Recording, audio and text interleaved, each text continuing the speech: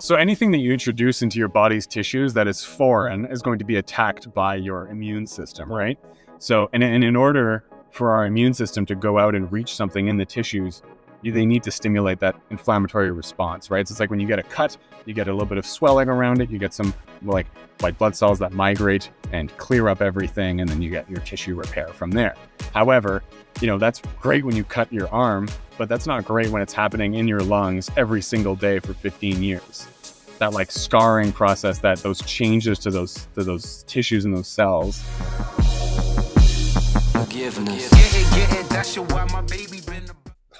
So today we're going to chat about COPD. Should we talk about why we're outside? Well, we did get kicked out of our meeting room, but this I think will work. This is a disease that has a pretty significant prevalence in North America. Unfortunately, even with all the public education campaigns around smoking cessation, we still do have a large contingent of our populace that do smoke for, decades in their lives. And with that, they have a very high probability of developing a degree of COPD, right? And this is a disease that, like, the exacerbations of which paramedics are, managing very frequently in the pre-hospital setting. Now that can kind of vary from a, early on minimal or mild exacerbation that'll respond to our bronchodilators, maybe a bit of steroid and a bit of supplementary O2, all the way to the patients that, progress to requiring CPAP and mechanical ventilatory support from us, right? So I guess we can start by just having a conversation about the pathophysiology of COPD, right? Yeah, that's key, right? So paramedics or any healthcare provider, it's like you're going to see it and you can do something about it. Mm-hmm. And I was just reviewing this. It's like 10% of the world will suffer from or is suffering from COPD, which is a pretty non-trivial number, 10% of the world. Absolutely. And how many people smoke? Like, yes, the incidence of people smoking has gone down with public campaign. Like, we all remember from the 60s of like the ads, the doctors smoking in the office as the ash falls onto the child as they're auscultating them, because we had no evidence for it. But now it's just like 1 out of every 2 smokers will die from something to do with smoke. It's not a good stat. Absolutely. And I mean, we can briefly touch on that, but with public education and patient education from a clinician standpoint, it's important to tell them, like, it's never too late to stop smoking, right? You can dramatically decrease your mortality and the impact the disease will have on your life by smoking as early as possible. Sure. But, these people that have like 15, 20 pack years, they think they're just it's over. There's nothing to gain, but there is, absolutely. It's never too late for these patients to stop smoking, and smoking cessation tools like cognitive behavioral therapy, nicotine, patches and gums and lozenges and things like that can have a really significant impact. So I think as a paramedic, yes, we're going to respond to the acute extremis episodes, but also, especially with community practice, it's really good for us to know to educate our patients on this, right? I think that's salient because it's so hard to stop.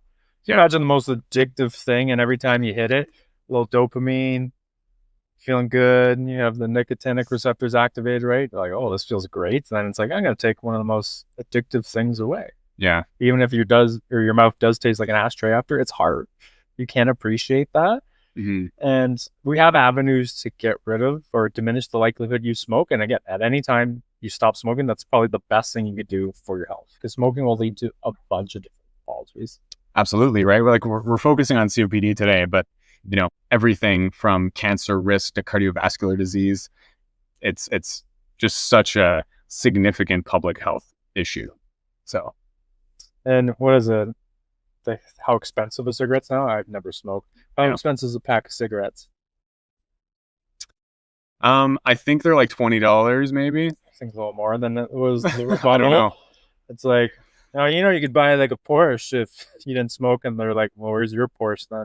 Mm-hmm. Good point, but it is a true point. There's a lot of money up front for cigarettes, and you're spending a lot of time invested if you're a chronic smoker, and you have health implications for it. Yeah, and you get to live like 20 years shorter and have a much less fun existence in the meantime, right? Feels like you're breathing through a straw that's plugged with mucus. Yeah. So we can actually touch on the pathophysiology of COPD. So often we picture COPD as just one thing, right? But it's actually kind of a Venn diagram of separate pathologies that coexist together. And most of the COPD we see will present in that picture. We'll elaborate a little bit on that, right? And then there's chronic bronchitis, and then there's emphysema. So you will have some patients that'll present with only one of those for sure. But the patient that has a significant smoking history, when the like cigarette smoke and all the other chemicals that go in there that are irritants cause an inflammatory response right in the lungs. So you're going to have hyperplasia, which just means that the cells are going to start replicating at a higher rate, or you're going to have a lot more of that tissue, right? So one of the tissues that will replicate with that hyperplasia is goblet cells, but also like you're going to have squamous and basal cell hyperplasia. So what that basically means is that you have more tissue in a same size space. So you have chronic restriction of that space. And then because you have more goblet cells, they're creating more mucus to fill that space, right? Now you have that smaller lumen all the time. You have more mucus in it all the time. And then most of those patients will have a little bit of reactive airway disease on top of that they can have bronchospasms on top of that need to manage, right? Now, that's with the airway, right? But we also have emphysema. Now, with that chronic inflammatory response in the lungs, you're going to have, we don't need to get it too much into the weeds, but you're going to have a downregulation of your elastin, right? So, like we have elastin and elastinogen that gets cleaved, and then that allows you to produce the protein that gives elasticity and structure to your alveoli, right? Now, most of the time that patients present with this, it's because of smoking. It's because of chronic exposure to irritants. And so patients can also have alpha-1 antitrypsin deficiency, which is like a primary disease process that will cause emphysema on its own without smoking. So that's an important thing to note as well. Just because your patient has a COPD disease doesn't mean that they've actually smoked or anything like that, right? Axis of evil really like to coexist together in our patients and can make it really difficult to manage because all of these things are going to affect your ability to ventilate adequately, right? I think that's good because let's break it all down. It's a lot of big words. Goblet cells. Yeah. What the hell's a goblet cell? Right. Yeah. But the way we were taught in school, it's like you walk in, you're like, that's a pink puffer. That's a blue bloater. But you said it, it's like probably the vast majority of them have multiple, like they can have emphysema and chronic bronchitis at the same time. Absolutely. It's a very small minority of the population that have the singular disease. That's most likely the antitrypsin deficiency patient. That leads to just sole emphysema. They probably have a mix of both, even though like they may have a body type more representative of chronic bronchitis versus emphysemic, and vice versa. But you said that's huge inflammatory response. So if I hack a dart, why does that lead to an inflammatory spike? Well, so anything that you introduce into your body's tissues that is foreign is going to be attacked by your immune system, right? So, and in order for our immune system to go out and reach something in the tissues, they need to stimulate that inflammatory response, right? So it's like when you get a cut, you get a little bit of swelling around it, you get some like white blood cells that migrate and clear up everything, and then you get your tissue repair from there. However, that's great when you cut your arm, but that's not great when it's happening in your lungs every single day for 15 years. That like scarring process, that those changes to those tissues and those cells are very like, obviously nefarious to the function of your lungs in the first place. Mm-hmm. The neutrophils. Yes. White blood cell. It's like, I don't like the cigarette smoke. I'm going to attack it. Yeah. Which leads to damage. So it's our body's own response to the noxious stimuli and chemical that leads to the damage over time. Yeah. Which is kind of weird, but we're like, what? The body attacks itself? It's like, yeah. Yeah, I mean, a lot of disease is your body responding to a stimulus in a way that is negative for long-term outcomes, right? So this is just another example of that. And you're introducing that cigarette smoke that your immune system needs to respond to. Exactly. Yeah. And because truly the dose makes the poison. Like, yeah, if you chronically smoke day in, day out, we can talk about pack years defined from that term, but yeah, like eventually it's going to cause damage. Yeah. You have this chronic inflammatory response. Because if you talk about exercise in the acute setting, if you said something increases your blood pressure, heart rate, inflammatory response in acute, you'd probably be like, oh, that's not good, but that's what exercise does. But it's in a very acute fashion to lead to a response. But if I do this every single day through smoking, it's very different than the acute response from exercise to lead to the adaptation. Exactly. Like it's a normal adaptation, but it's a normal adaptation that's gone too far, and now we have disease. So it's maladaptive. Yes. That's cool. Yeah. Yeah. So that's a good way to break it down. Then you talked about elastin. So our ability, our lungs to expand and go back to normal, like that's beautiful. Our lungs can do that. Yeah. But imagine the immune response breaks down the elastin. So what happens then?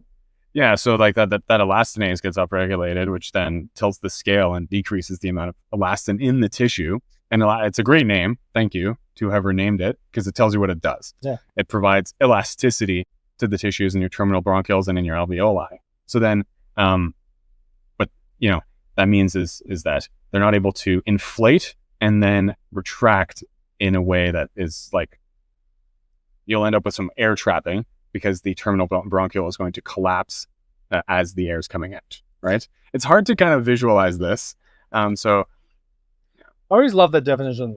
The disease process distal to the terminal bronchioles. yes. It's a mouthful. What does that even mean? Terminal bronchioles. Right. So, I mean, it's basically, it delineates between what your airway, which is just how you're conducting, airflow from the outside world to the alveoli, or is it something that's actually in the alveoli where gas exchange takes place? Exactly. And since you're actually harming the surface area where the gas exchange takes place, your lungs are functionally getting smaller. You're getting less surface area for diffusion, right? And initially with these patients, what we're primarily seeing is CO2 retention, right? Because COPD is not really a problem of oxygenation until you're really at the later stages. It's more a problem of ventilation, of CO2 clearance, right? So is it a restrictive disease process or obstructive? Well, it's in the name. It's obstructive, right? So it's not, the problem with these patients is not to get the air in, it's to get the air out, which is kind of counterintuitive with some of the treatments that we provide, right? Because if I say, oh, you're having trouble getting air out, but then I can put I can add PEEP to the system, I can put a mask on your face that forces more air in, how's that solving my problem? Splints open the airways, baby. Exactly, right? So that's going to provide like that resistor in a series to that alveoli that's then collapsing to keep it open. And then once it's open, it's easier to move air in and out of it, obviously, and it's not going to recollapse, which increases your functional residual capacity, makes your lungs bigger again, so you have more area for gas exchange, right?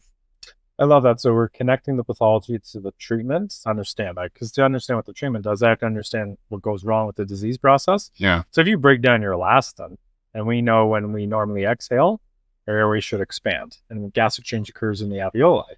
Imagine I break down all your alveolar walls, and the ability of them to expand and go back to normal, they collapse on expiration. So if you have collapsed airways, air traps them. And to connect that to a clinical manifestation, we've all seen patients with barrel chests. Imagine you've had so much air trapping over time, you've disfigured your chest. Yeah, that's crazy. It's just like, oh, that's why. So then if I give you CPAP, I splint open the airways by this continuous positive airway pressure, so it will improve gas exchange. Yeah, it's interesting because you will see patients kind of do this just reflexively, right? When they're really short of breath, they'll breathe through pursed lips, which provides that PEEP. That all you need for PEEP is resistance to exhale, right? So they'll, when they're really short of breath, and that's their auto PEEPing. Yeah. So I think it's a really interesting kind of response there. You'll see grunting too, which also kind of adds resistance. Yeah. So I guess what would you say are like the key kind of clinical physical exam findings that we should look for when we're assessing these patients in the pre-hospital setting? For just severity, or just determining if I think it's like COPD? I guess just, severity, and like how does that link to escalating our treatment? So I think it's good, because if we look, what's the main contributor of a COPD exacerbation? It's respiratory infection. Yeah. Right? If you just think about anecdotes, how many times in the winter do you see COPD patients with a pneumonia and it's exacerbated their COPD? That's their number one cause, because they're immunocompromised. They're much more prone to getting an infection. They're a high risk for like even common cold viruses to lead to hospitalizations. Because what medications are they on? Maybe a corticosteroid that suppresses their immune system. They're more vulnerable. Their cilia are impaired from just the overall disease state and everything. Because if you think about the chronic bronchitis, the only way for them to get out mucus is the cough. That's why you hear all the productive cough all the time, because that's the way they do it. So that's why vaccinations is so important, that population especially. So it's like, okay, what's going on? Like, why are you short of breath today? They're febrile, like at the TI, you have crackles localized, representing consolidation. So it's like kind of figuring out that history. Like you said, like I walk in, like, what does their body look like? Are they generally like obese, right? Do they have pitting edema representing core pulmonale potential, right? Do I auscultate? What do I hear? Do I look at their fingers? Are they yellow stained? Does it smell like smoke in the house? Does the nicotine from years peeling their wallpaper off the walls? Do they have an oxygen tank sitting somewhere, right? All these kind of clues bridge together. And sometimes it's this like, do you smoke? Or did you smoke? No. Did anyone in the house smoke? It's like, yeah, they did. Yeah. So they could have COPD from secondhand smoke, of course. So it's just kind of gathering all this. Are they grunting? Do they have cachexia? Like, are they muscle wasting if they're that emphysemic? Because can you imagine breathing labored every single day? You're just burning your muscle. Yeah. And your body's going to be like, why am I going to send you nutrients to grow muscle when I'm just trying to keep you alive? And overall, you lose your appetite and you lose calories, so you subsequently lose more weight. You're probably never sleeping deeply either. You're just working hard to breathe this whole time. And I think, in my experience, these patients that have COPD and have had it for a long time, they're not calling you when their exacerbation is mild. They're calling you when they're scared. They're calling you when their home rescue medications haven't worked. Oh. So I guess, like, what's the mainstay of treatment for these patients chronically at home? So usually it's like a beta agonist. They have like a short-term inhaler. Salbutamol, class 1, great medication, one of the most prescribed medications in the world, one of the safest medications in the world. Usually have a long-term kind of puffer as well. Yeah. And they have like mixed medications that usually have a corticosteroid, which suppresses the inflammation. They have like an anticholinergic medication. They get a fluticasone. Like all these combination of medications are overall improve the bronchospasm, which is usually caused by mast cells releasing histamine. Yeah. And people are like, what are these mast cells you always talk about? It's like when you flick someone's wrist to get their vein to come up, you're stimulating mast cells to release histamine, cause vasodilation. So imagine you have all this inflammation in your lungs, bronchospasm. So you need to counteract. Then if you think you have this overreactive immune response and it leads you in this inflammatory state, you need a corticosteroid to depress the inflammation. But there's a catch-22. What if I suppress your immune system? That makes you more prone to infections. So that's a problem. Then you want something to work in the long term and the short term as well. Yeah, and I think that's where like avoiding systemic steroids for these patients is really key. And it's the way that a lot of the practice is changing, right? Like I think years ago I had a lot of patients that were on prednisone like every single day, PO, and then they got like the moon face and all the systemic complications from prednisone. Whereas now we're seeing a lot of patients on like these inhaled, which is really a topical medication. It was a way to think about it. These inhaled powders that have a long-acting beta agonist in them and a corticosteroid, right? Like Symbicort is probably one of the most popular medications out there right now for these patients. And that's just an excellent drug to take every single day for them.